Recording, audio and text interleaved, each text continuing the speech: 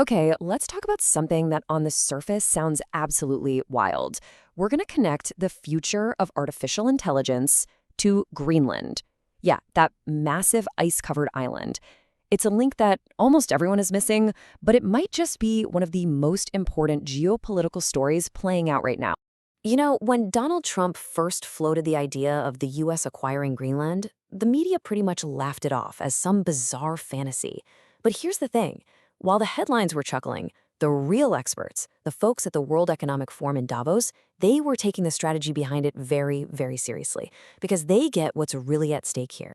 So, what is the conversation happening behind those closed doors? Well, the number one risk they're focused on this year is something they call geoeconomic confrontation.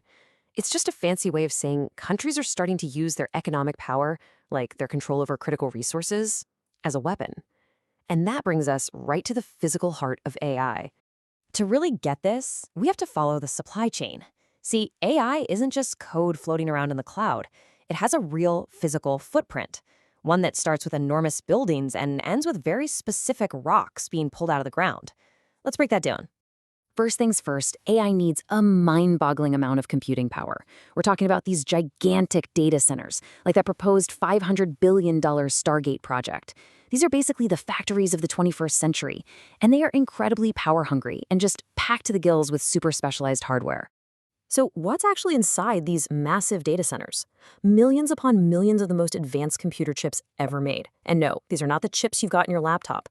These are custom-built beasts designed for one thing, handling the insane calculations needed for AI models like ChatGPT, for self-driving cars, and for next-gen defense systems. And here it is. This is the crucial link in the chain that most people miss. To build these elite high-performance chips, you need a very specific cocktail of materials. We're talking about rare earth elements, things with names like germanium and gallium. The bottom line is, without these minerals, you simply cannot make the hardware that powers the entire AI revolution. Full stop. Okay, so if these minerals are the secret sauce for AI, the next question is pretty obvious, right? Who controls them? And the answer to that question, well, it reveals the single biggest choke point in the entire global tech economy. And look, it's not just about digging these rocks out of the ground. They have to be processed, refined into a usable form. And that's where the real stranglehold is. Right now, China has a near total monopoly on this critical step. They control 90% of the world's capacity. 90%! And China's dominance is just staggering across the entire supply chain. They control 70% of the actual mining, that jaw-dropping 90% of the processing, and over 90% of the manufacturing for the high-powered magnets that are essential for almost all modern tech.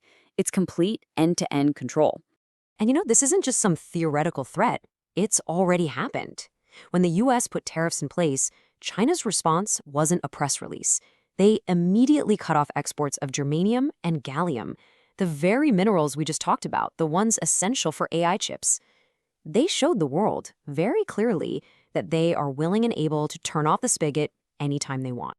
So when you're facing a massive vulnerability like that, what do? Well, Western nations are desperately scrambling to find an alternative.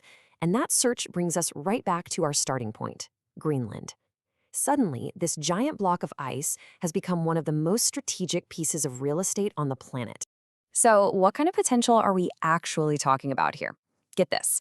Just one single deposit in Greenland, a place called Ten Breeze, is estimated to hold 28.2 million metric tons of rare earth elements. To give you some perspective, that could very well be the single largest deposit in the entire world. And this isn't some wild guess. The U.S. Geological Survey, about as credible as it gets, confirms it. Greenland is sitting on the planet's largest undeveloped deposits of these critical minerals.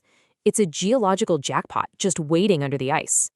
But hold on, before we declare victory, we need a major reality check.